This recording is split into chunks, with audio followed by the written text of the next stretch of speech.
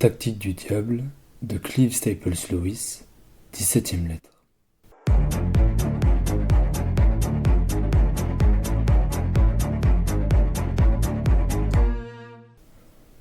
Mon cher Wormwood, la façon méprisante dont tu parles dans ta dernière lettre de la gourmandise comme moyen de gagner des âmes ne fait que prouver ton ignorance. Un de nos exploits des 100 dernières années a été justement de faire taire la voix de la conscience humaine sur ce point, de sorte que de nos jours, tu auras de la peine à trouver, dans toute l'Europe, un seul sermon prêché sur ce sujet ou une seule personne ayant des scrupules dans ce domaine. Ceci a pu se réaliser en grande partie parce que nous avons concentré nos efforts sur la gourmandise du gourmet plutôt que sur celle du glouton. Comme je l'ai appris en consultant son dossier, et comme tu le tiens sans doute de glubose, la mère de ton protégé en offre un exemple typique. Elle serait bien surprise, et le sera un jour, je l'espère, de découvrir que sa vie entière a été asservie à ce genre de sensualité. Le fait lui échappe totalement, puisqu'elle n'absorbe jamais de grandes portions de nourriture à la fois. Mais qu'importe la quantité, si seulement nous réussissons à nous servir du ventre de l'homme ou de son palais pour provoquer des récriminations, de l'impatience, un manque de charité et de l'égoïsme. Glubose tient la vieille femme bien en main. Elle est la terreur de ses hôtesses et de ses domestiques.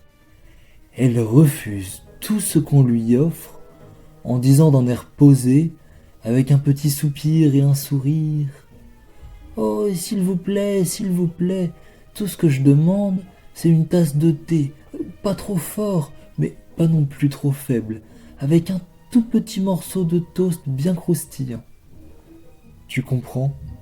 Comme ce qu'elle exige est plus petit et moins coûteux que ce qu'on lui offre, elle ne considère jamais comme de la gourmandise son obstination à obtenir ce qu'elle désire, quel que soit le dérangement qu'elle occasionne ainsi aux autres. Au moment même où elle satisfait son envie, elle croit pratiquer la tempérance. À table, dans un restaurant bondé, elle pousse un petit cri d'horreur en voyant le plat que la serveuse, débordée de travail, vient de poser devant elle et s'exclame: « Oh, c'est beaucoup trop! Emportez-moi tout ça et ne m'en rapportez que le quart, tout au plus. » Si on la questionnait, elle affirmerait qu'elle agit ainsi pour éviter le gaspillage.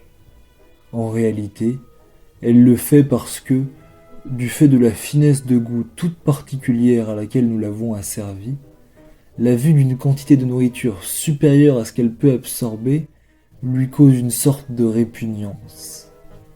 La valeur réelle de l'action, calme et discrète, que Glubose a menée depuis des années dans la vie de cette vieille femme, peut se mesurer à la façon dont son estomac domine maintenant sa vie tout entière.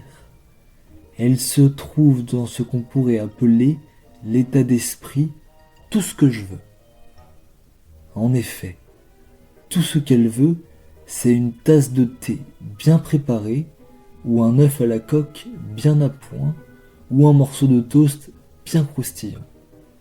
Mais elle n'arrive pas à dénicher une cuisinière ou à trouver une amie qui sache faire convenablement ces choses pourtant si simples, parce que, chez elle, le mot « convenablement » recouvre une avidité insatiable d'éprouver le plaisir exact, mais quasiment introuvable maintenant, que son palais aurait connu par le passé. Un passé où, comme elle se plaît à le dire, on pouvait encore avoir de bons domestiques, mais où, en réalité, comme nous le savons fort bien, il était plus facile de satisfaire ses sens et où elle goûtait d'autres plaisirs, et comptait ainsi beaucoup moins sur ceux de la table. En attendant, les déceptions quotidiennes entretiennent sa mauvaise humeur, et ses cuisinières, l'une après l'autre, donne leur congé, et elle refroidit toutes ses amies. S'il arrive que l'ennemi éveille en elle le moindre soupçon au sujet de l'importance qu'elle attache au manger et au boire, Glubose riposte en lui soufflant à l'oreille que ce qu'elle mange lui est totalement indifférent, mais qu'elle aime que les choses soient bien faites pour son garçon. En réalité, la gourmandise de sa mère a exaspéré celui-ci depuis des années et a gâché pour lui toute l'atmosphère de la maison. Or, ton protégé est le fils de sa mère. Tout en engageant le gros de tes forces sur d'autres fronts, et tu as raison de le faire, laisse aussi un peu de gourmandise s'infiltrer en douce chez lui. Étant un homme, il y a peu de chances qu'il se laisse prendre par la feinte du « tout ce que je veux ». Mais on arrive assez facilement à faire d'un homme un gourmand en flattant sa vanité.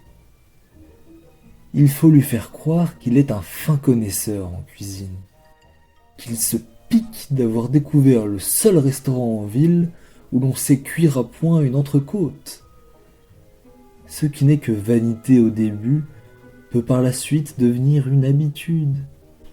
Mais de quelque manière que tu t'y prennes, l'essentiel est de l'amener au point où le refus de la chose à laquelle il tient, que ce soit la bouteille de champagne ou sa tasse de thé, la saule à la Colbert ou ses cigarettes, le mettra hors de ses gonds, car à ce moment-là, sa charité, son sens de la justice et son obéissance seront entièrement à ta merci.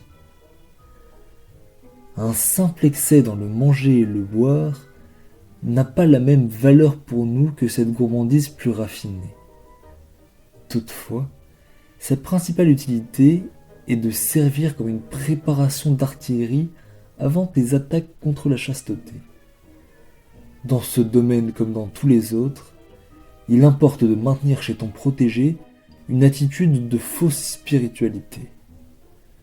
Ne le laisse pas découvrir le côté purement médical du problème, mais tâche de lui faire croire que c'est à la suite d'un geste d'orgueil ou d'un manque de foi qu'il s'est trouvé aux prises avec toi, alors qu'il suffirait qu'il réfléchisse un instant à ce qu'il a mangé et bu pendant les dernières 24 heures pour découvrir la vraie origine de tes projectiles, ce qui lui permettrait, au moyen d'un petit effort de modération, de mettre en péril tes lignes de communication. S'il faut qu'il pense au côté médical de la chasteté, gave-le de ce gros mensonge que nous avons fait croire aux Anglais, à savoir que l'exercice physique prolongé et la fatigue qui en résulte sont les meilleurs moyens pour cultiver cette vertu. On peut se demander comment ils arrivent à croire ce genre de blague, alors que la sensualité brutale des marins et des militaires est notoire. Il est vrai que pour faire circuler cette histoire, nous avons fait appel aux instituteurs, à ces hommes dont l'intérêt porté à la chasteté n'était qu'une excuse pour prôner les sports et qui, de ce fait, on prenait les sports comme la bonne méthode pour sauvegarder la chasteté. Mais ce problème est beaucoup trop complexe pour qu'on l'aborde en fin de lettre. Ton oncle affectionné, Screwtape.